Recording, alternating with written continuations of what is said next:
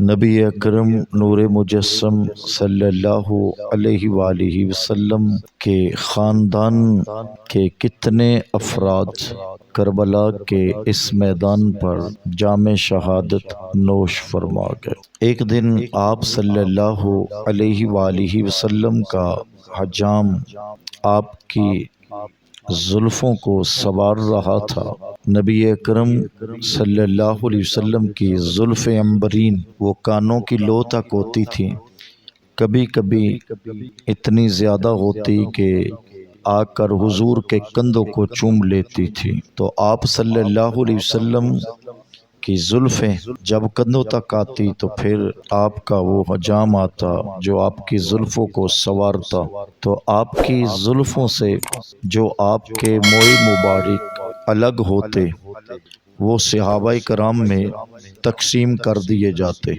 تو صحابہ کرام آپ صلی اللہ علیہ وسلم کے وہ بال مبارک اپنے پاس سنبھال کے رکھ لیتے، اور اگر کسی کے پاس کوئی بیمار آتا تو وہ اس کو پانی میں گھما کر پلا دیتے تھے۔ میرے حضور کی زلفوں کا صدقہ اللہ بیمار کو شفا عطا کرتا تھا۔ تو ایک دن آپ کی زلفیں مبارک جب سجائی گئیں تو کچھ بال مبارک آئے، تو میرے آقا نے حضرت سیدنا علی المرتضیٰ کو وہ بال مبارک عطا کیے، فرمایا کہ انہیں صحابہ میں تقسیم کر دو، لیکن ساتھ فرمایا کہ سن لو، جس نے میرے ایک بال کو بھی تکلیف پہنچائی تو اس نے میں محمد کو تکلیف پہنچائی۔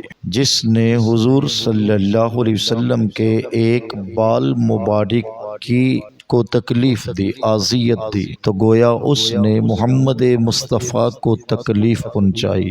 اب سوچئے ذرا، حضور کی زلفوں کے ساتھ اگر کسی نے ایسا کیا تو حضور کو تکلیف ہے۔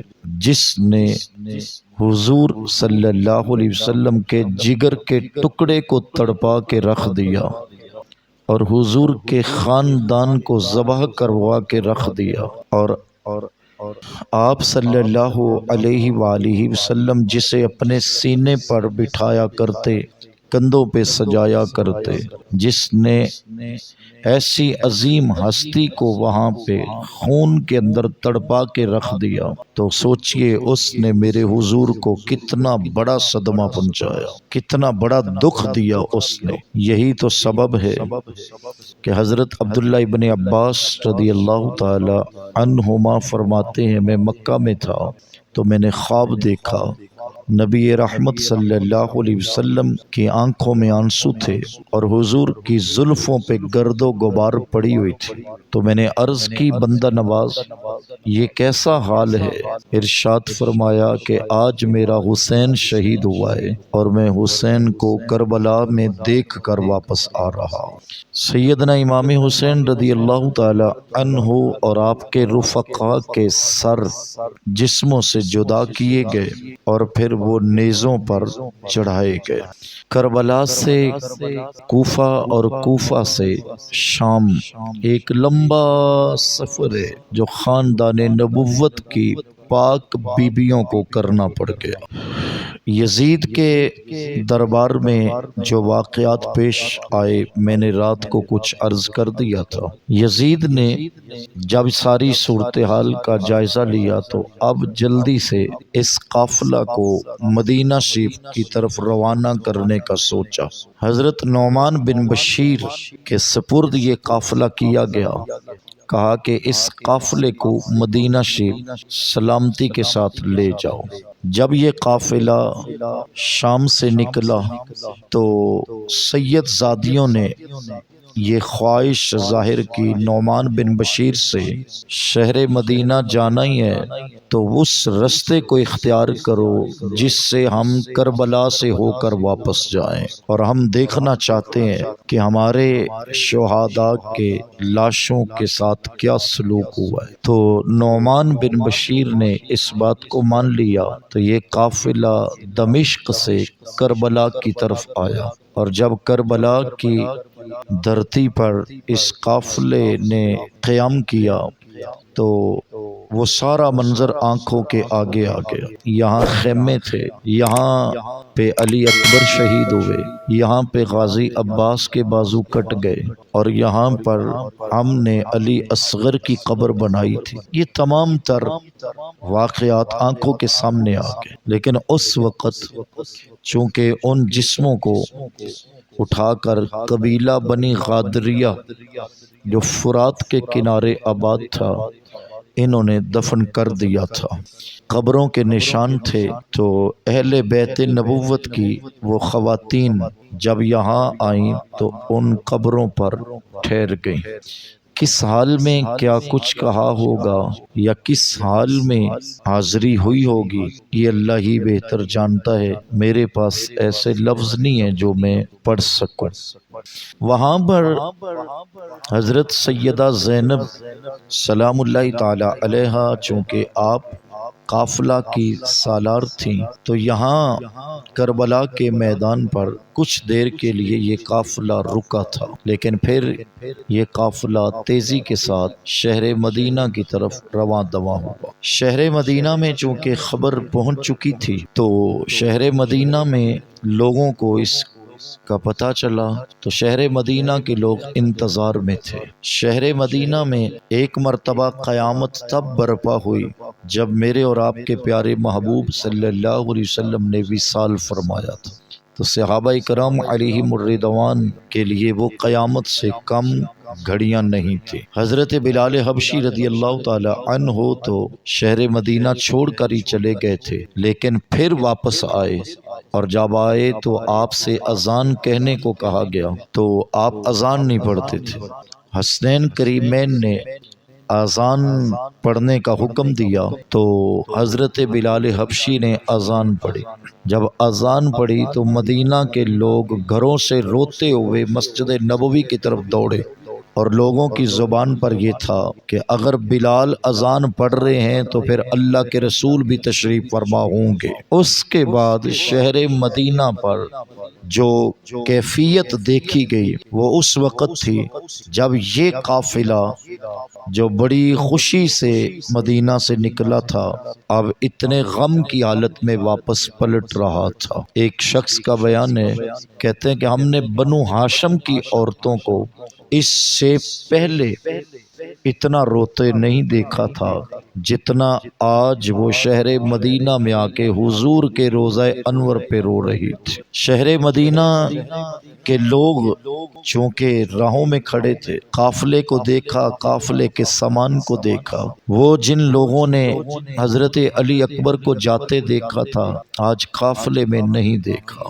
حضرت غازی عباس کو جاتے دیکھا تھا لیکن واپس آتے نہیں دیکھا۔ جیسے جیسے لوگوں کو خبر ہوئی تو لوگ اہل بیت اطہار کے افراد کے ساتھ افسوس کرنے کے لیے جمع ہوئے۔ پھر لوگوں کی اپنی اپنی کیفیات تھیں کہ جس درد کے ساتھ وہ غم حسین میں روتے رہ گئے۔ یہاں مدینہ شریف تک اس قافلے کو پہنچتے پہنچتے پورا محرم گزر چکا تھا، بلکہ سفر کا مہینہ بھی آدھے سے زیادہ گزر چکا تھا۔ اتنا لمبا سفر اتنے لمبے وقت میں طے پایا گیا۔ ذرا سوچئے تو صحیح، آج کے اس دور میں کوئی شخص ہوائی جہاز پہ بھی سفر 2-3 دن کا کر لے تو اس کی تھکاوٹ کا جو عالم ہوتا ہے، لیکن یہ میرے رسول کی گھر کی وہ شہزادیاں تھیں جن کو اتنا لمبا سفر یا تو پیدل کروایا گیا ہے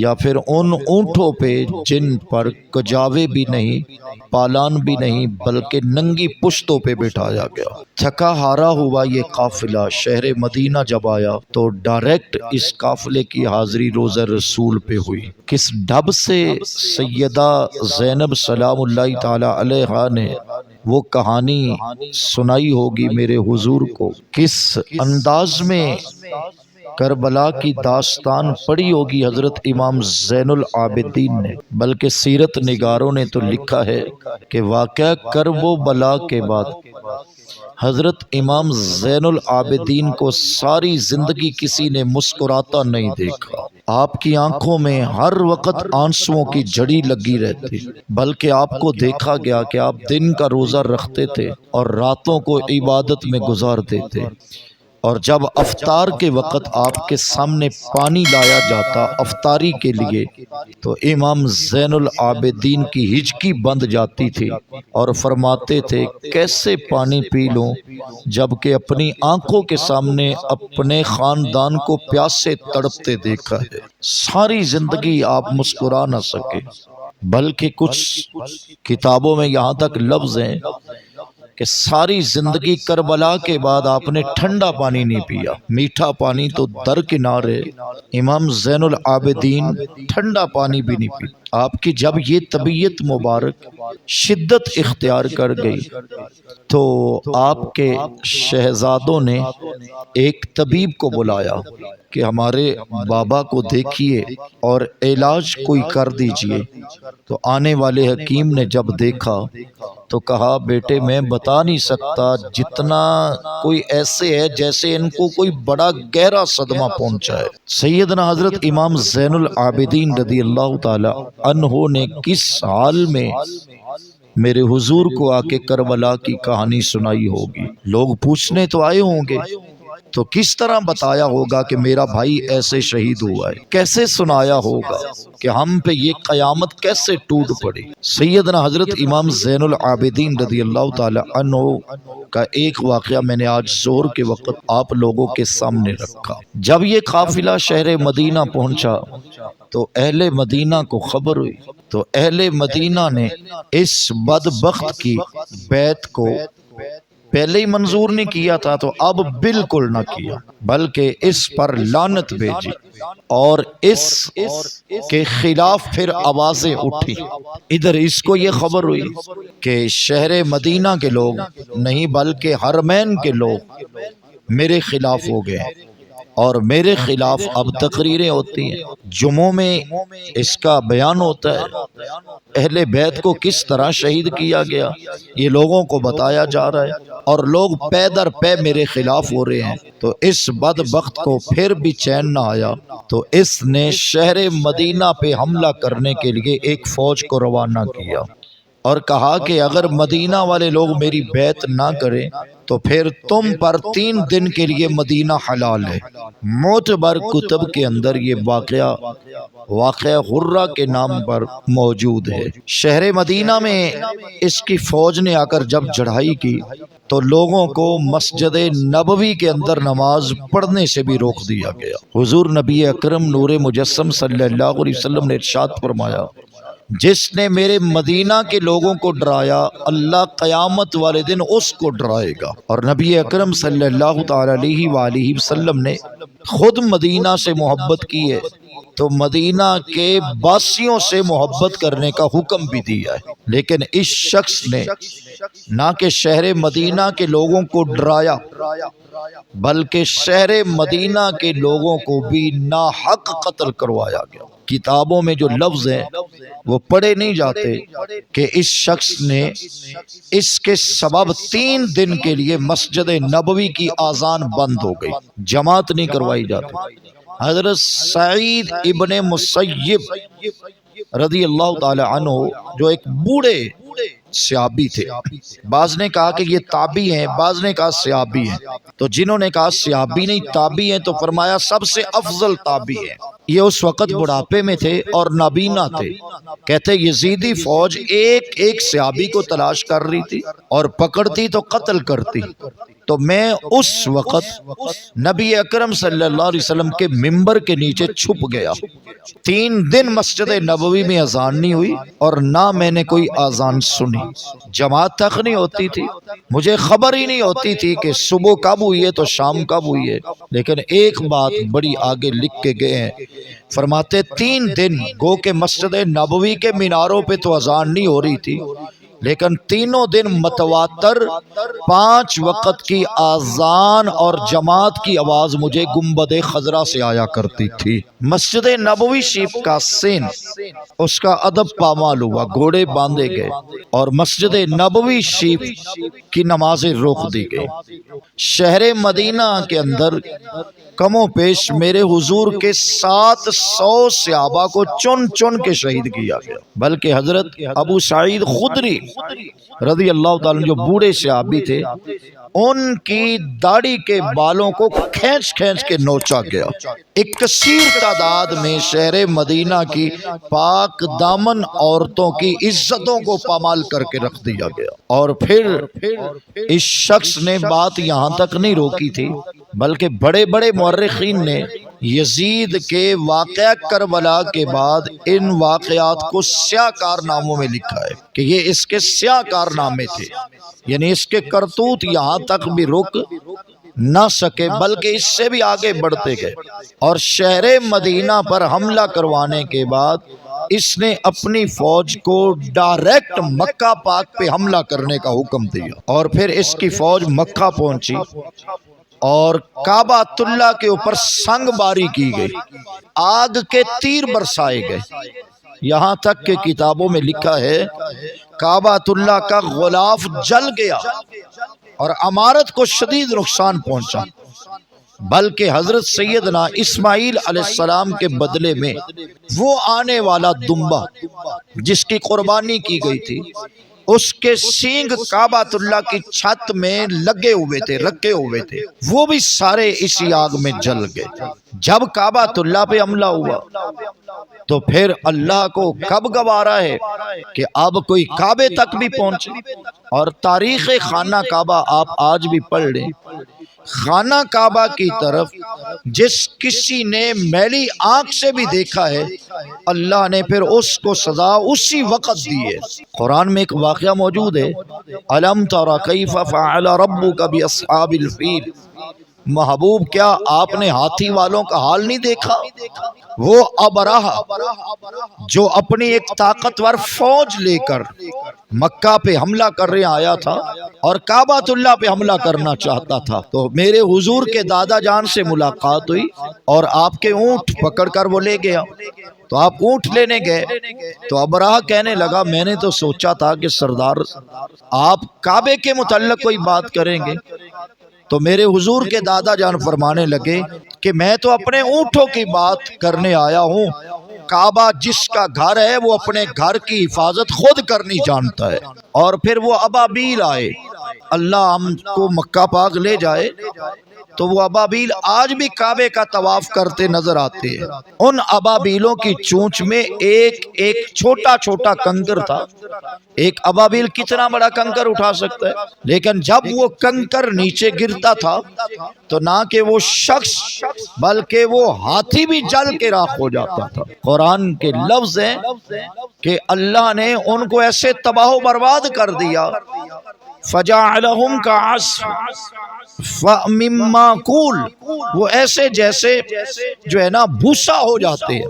تو جب کعبہ پہ حملہ ہوا تو اس وقت اس بدبخت کو پیچھے یہ یزید کو اس کے پیٹ میں ایک ایسا شدید درد اٹھا جس کو آج کے دور میں لوگ کہتے کلنج بج گئی، ایسا شدید درد اٹھا کہ جس نے اس کو ایک لمحہ کے لیے بھی سانس نہ لینے دی، اور یہ وہیں پٹک کے مر گیا۔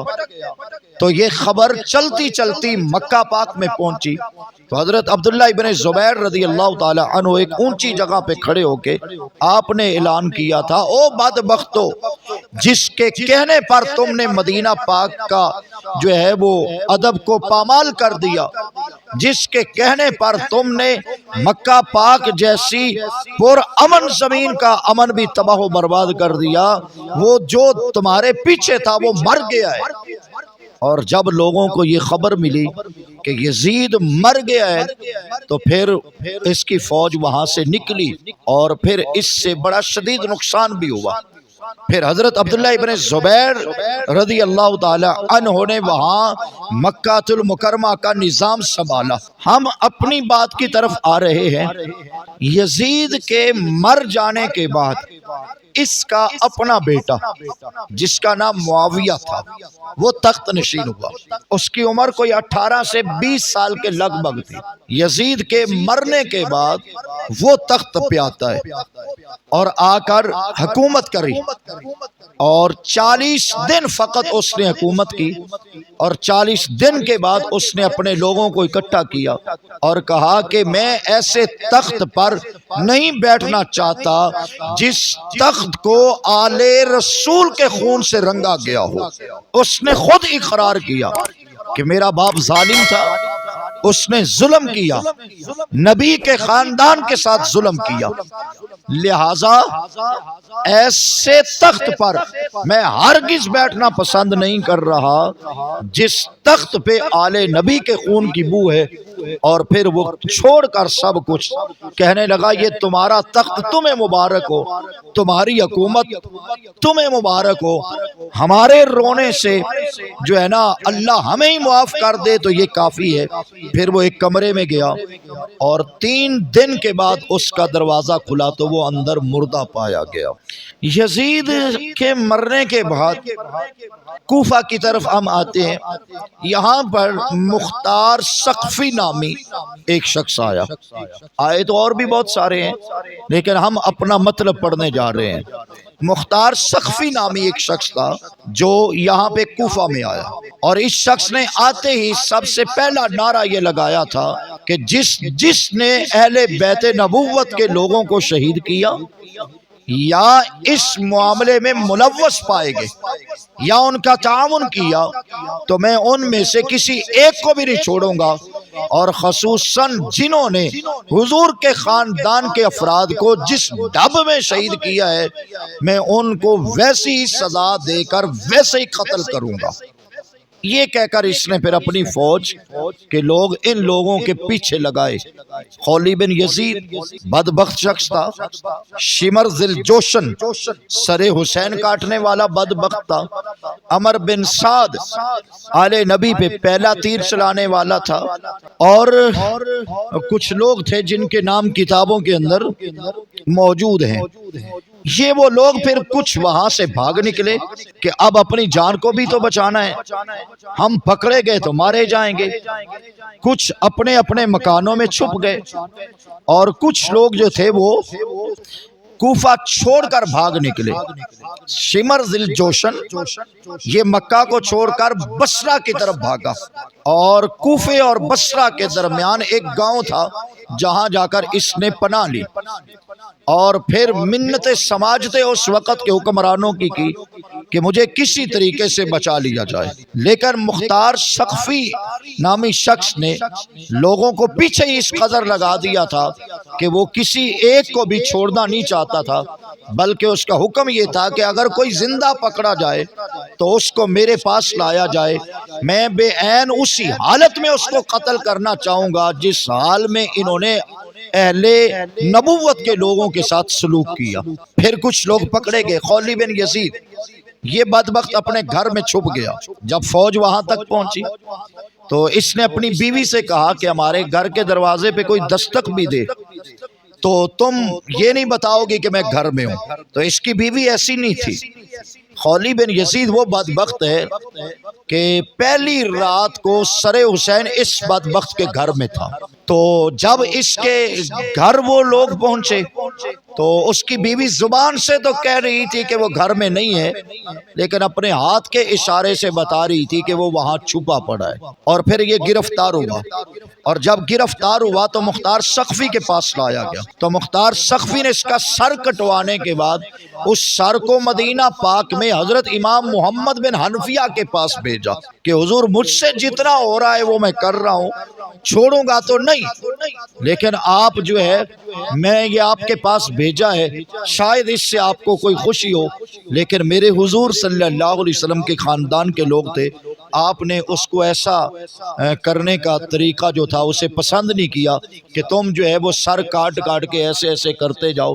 اللہ کے محبوب صلی اللہ علیہ وسلم نے منع کیا ہے کہ جانور کو بھی مارنے کے بعد اس کا مسئلہ نہ کیا جائے، مسئلہ مطلب اس کی بے حرمتی نہ کی جائے۔ تو پھر اس مختار سقفی نامی نے اس طرح لوگوں کو پکڑا۔ ان میں عمر بن سعد جب پکڑا گیا تو مختار سقفی نے پھر اعلان کروایا کہ لوگوں کوفہ کے دارالحکومت کے پاس آؤ، میں صبح ایسے بدبخت کو قتل کروانے جا رہا ہوں جس پر اللہ کی بھی لعنت تھی، اللہ کے فرشتوں کی بھی لعنت تھی، اور اللہ کی ساری مخلوق کی اس پہ لعنت تھی، اس لیے کہ اس نے آل نبی کو تڑپایا تھا۔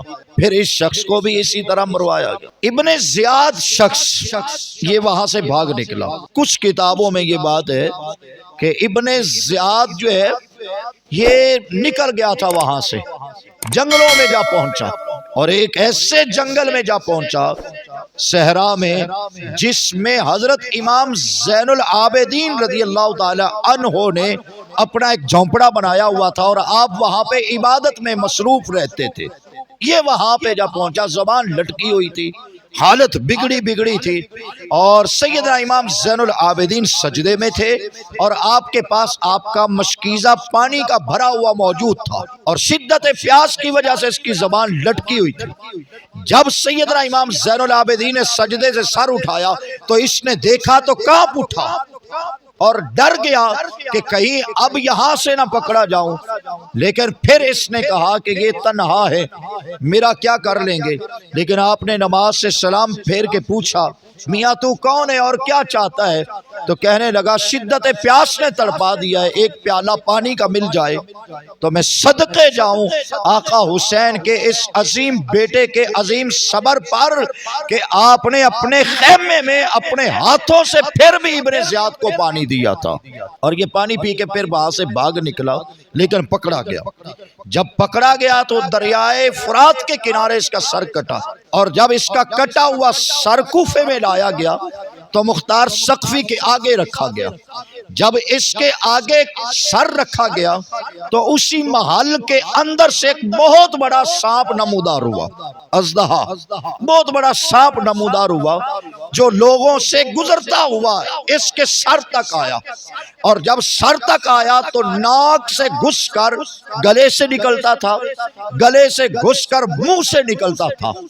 اس کا خوف لوگوں پہ طاری ہو گیا اور لوگ کانپ اٹھے، یہ کیا منظر ہے کہ کٹے ہوئے سر سے سانپ بار بار گزر رہا ہے، کبھی منہ کے رستے سے کبھی ناک کے رستے سے، تو لوگ کانوں کو ہاتھ لگانے لگے۔ تو ایک شخص نے وہاں پہ کہا اس کو یہ سزا کیوں مل رہی ہے؟ اس لیے کہ اس نے آقا حسین کے کٹے ہوئے سر کے لبوں پہ چھڑی ماری تھی، اس لیے اللہ نے اس کو یہ سزا تو دنیا میں ہی دے دی۔ پھر وہ شمر ذوالجوشن بھی پکڑا گیا۔ القصہ مختصر ہم سب کو کیسے پڑھے؟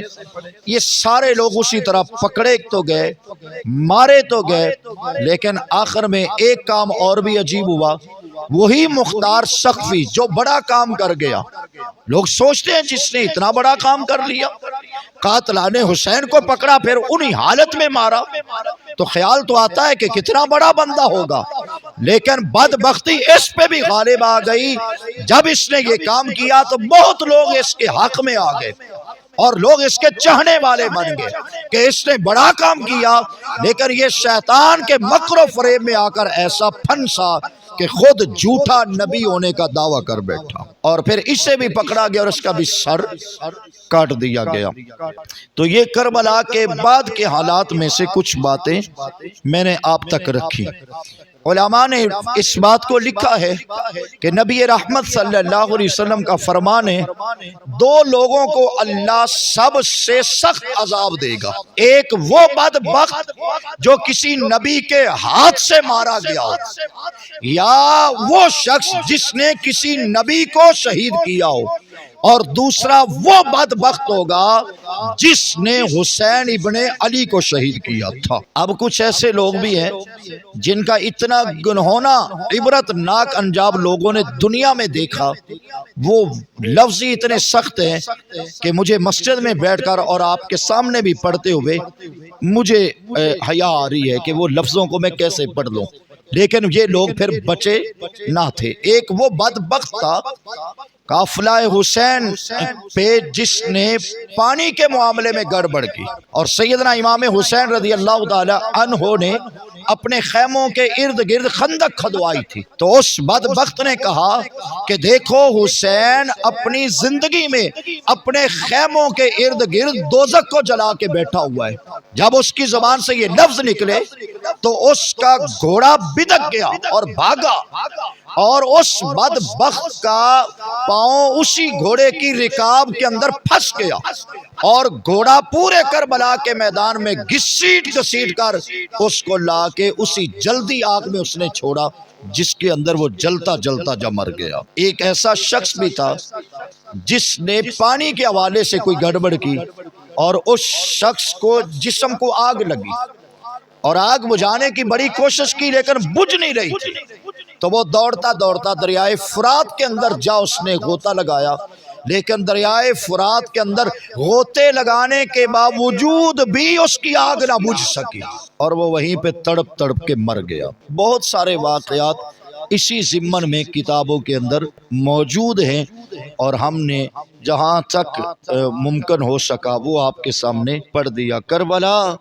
کہ یہ تمام تر واقعات آپ کے سامنے بیان کرنے اور رکھنے کے بعد آپ کو نچوڑ اس بات پہ دے رہا ہوں کہ واقعہ کربلا کو ہم پڑھتے جائیں تو بہت لمبا بھی پڑھ سکتے ہیں، لیکن اس کا خلاصہ نکالیں تو واقعہ کربلا صرف دو کرداروں کا نام ہے۔ دو کرداروں کے نام کو واقعہ کربلا کہتے ہیں، کردار حسین اور کردار یزید کا نام واقعہ کربلا ہے۔ بس یہ آسان سا اس کا مفہوم آپ کے سامنے رکھ کر ہم بات کو ختم کر رہے ہیں۔ کردار حسین اور کردار یزید۔ آقا امام حسین رضی اللہ تعالی عنہ نے یزید کی بیعت اس لیے نہیں کی کہ وہ دین کا مذاق اڑانے لگ گیا، وہ مصطفیٰ کی شریعت کو دبانا چاہ رہا تھا، وہ نمازیوں کو شرابی کہتا تھا اور نمازیوں کو خرابی کہتا تھا، وہ نماز کو چھوڑتا تھا، شراب کو عام کرنا چاہتا تھا، بے حیائی اور بدکاری کو عام کرنا چاہتا تھا، تو اس کے مقابلے پر میرے آقا امام حسین نے آ کے کربلا کا میدان لگا دیا۔ آقا امام حسین نے شریعت کو بچایا، اور پھر اس قدر بچایا کہ اپنا خاندان تو دے دیا، خود بھی قربان تو ہو گئے، لیکن حسین ابن علی نے نہ سجدے کو میلا ہونے دیا، نہ تلاوت قرآن پہ حرف آنے دیا۔ ہمیں اب اس بات کو سمجھنا ہے اس دفعہ کے یہ محرم الحرام کے ایام میں کہ میں اور آپ اس اپنے آپ پہ تھوڑی سی توجہ کر لیں، ان دو کرداروں میں سے ہم کس کردار پہ کھڑے ہیں۔ اگر تو ہم اہل حق کے ساتھ کھڑے ہیں تو پھر مبارک ہو۔ علماء فرماتے ہیں قیامت کی صبح تک جو بندہ حق کے ساتھ کھڑا ہے، ظلم کے خلاف آواز اٹھاتا ہے، تو قیامت کی صبح تک وہ بندہ میرے آقا امام حسین کی فوج کا سپاہی شمار ہوگا۔ اور اگر ہم ظالم کے ساتھ کھڑے ہوئے اور مظلوم کی مخالفت کی اور دین کی مخالفت کی، تو پھر خود ہی سوچ لیجئے ہم کس کی صف میں کھڑے ہیں، کس کے کردار پہ کھڑے ہیں۔ وہ اس کا کردار اتنا میلا ہے کہ آج اس کے نام پہ کوئی نام رکھنا گوارا نہیں کر رہا۔ جاؤ پورا شہر کھول کے دیکھ لو، اس کے نام پر کوئی اپنے بچوں کا نام رکھنا گوارا نہیں کر رہا۔ سنا ہے کسی گلی میں شمر کا نام؟ کوئی شخص اپنے بیٹے کا نام شمر کے نام پہ رکھنا چاہتا ہے؟ خولی کے نام پہ رکھنا چاہتا ہے؟ لیکن آپ نکلے اور ایک گلی کے اندر پوچھے لوگوں سے تو آپ کو ایک ہی گلی کے اندر کئی نام آقا حسین کے نام پہ رکھے ہوئے نظر آئیں گے۔ یہ کردار حسین ہے، یہ کردار حسین ہے۔ مجھے اور آپ کو چاہیے یہ دو کردار ہر دور میں آئیں گے۔ یہ فقط آج سے 1400 سال پہلے کربلا میں نہیں تھا، بلکہ اب ہر دور کے اندر یہ دو کردار کھڑے ہیں ہمارے سامنے. جو لوگ حق کے ساتھ کھڑے ہیں انہیں مبارک ہو، اور جو ہٹ کے کھڑے ہیں خیال کریں کہ وہ کہاں کھڑے ہیں. اگر آپ ظالم کے ساتھ کھڑے ہیں تو پھر سوچئے کس کردار میں ہیں، اور اگر آپ مظلوم کے ساتھ کھڑے ہیں اور مظلوم کی مدد کے لیے کھڑے ہیں اور حق کے ساتھ کھڑے ہیں تو پھر مبارک ہو. حق کے ساتھ کھڑا ہونا ہی تو حسین ابن علی نے کربلا میں سکھایا ہے. یہی پیغام کربلا ہمیں دیتی ہے، یہی پیغام کربلا ہمیں سکھاتی ہے. اپنی زندگی کے اندر کردار حسین پیدا کریں اور نبی اکرم صلی اللہ علیہ وسلم کی آل کی محبت اپنے اندر لانے کی کوشش کریں. اور حضور صلی اللہ علیہ وسلم کی آل کی محبت نہ دنیا میں رسوا ہونے دیتی ہے نہ آخرت میں ہونے دے گی.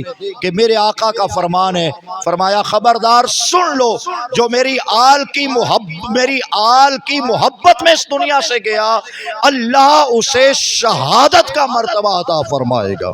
جو میری آل کی محبت میں اس دنیا سے مرا ایسے مرا جیسے سچی توبہ کر کے مرا. جو حضور کی آل کی محبت میں مرا فرمایا سن لو قبر کے فرشتے اس سے سوال و جواب بھی نہیں کرتے. اور جو حضور کی آل کی محبت میں اس دنیا سے چلا گیا فرمایا سن لو وہ پل صراط سے بڑے امن کے ساتھ گزر کے چلا جائے گا. لیکن جس نے حضور کی آل کے ساتھ بے وفائی کی وہ لوگوں کے نام آپ کے سامنے موجود ہیں.